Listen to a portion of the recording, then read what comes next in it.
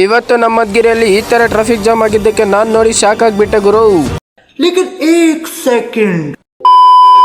Hello ಗುರು, ಅಸ್ಸಲಾಮು ಅಲೈಕುಮ್, ನಮಸ್ತೆ. ನಾನು ನಿಮ್ಮ ಪ್ರೀತಿಯ ಕ್ರೇಜಿ ವ್ಲಾಗರ್ ಗಾಯ್ಸ್. ನಾನು ಬೆಳಗ್ಗೆ ಬೇಗದ್ದು ಪಂಗ ರೆಡಿಯಾಗಿ ಆಚೆ ಕಡೆ ಬಂದು ನೋಡಿದ್ರೆ ನಮ್ಮ ಇಶ್ಯೂ ಬರ್ತಿದ್ದ ವಾಕಿಂಗ್ ಸ್ಟೈಲ್ ಮಾಡ್ಕೊಂಡು ಅವ್ರನ್ನ ಒಂದು ಕ್ಲಿಪ್ ಹಿಡಿದ್ಬಿಟ್ಟೆ. ನಮ್ಮ ಹುಡುಗರೆಲ್ಲ ಬಂದಿದ್ರು ಅಂತ ನಾವು ಮದ್ಗಿರಿ ಕಡೆ ಹೊರಟ್ವಿ.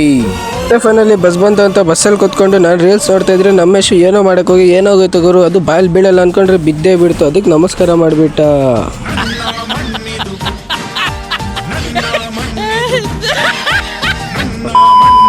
ಇವತ್ತು ನೋಡಿ ಗುರು, ನಾನು ಕಾಲೇಜಲ್ಲಿ ಸಿಂಗರ್ ಆಗೋಗಿದ್ದೆ.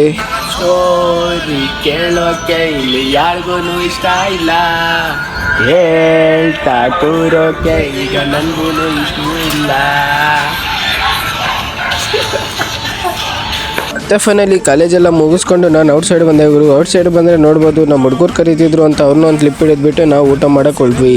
ಮತ್ತೆ ಫೈನಲಿ ಊಟದ ಕಡೆ ಬಂದುಬಿಟ್ಟು ವ್ಲಾಗ್ ಇವತ್ತು ಹಾಕಿದ್ರೆ 37 ಮಿಲಿಯನ್ ಆಗೋಗುತ್ತೆ ಗುರು. ಅದನ್ನು ನೋಡಿಕೊಂಡು ನಾನು ನಮ್ಮ ಸಕ್ಲಿನ ಊಟ ಮುಗಿಸ್ಕೊಂಡು ಮತ್ತೆ ಇಲ್ಲಿಂದ ನಾವು ಫೀಲ್ಡ್ ಕಡೆಗೆ ಹೊರಟ್ವಿ.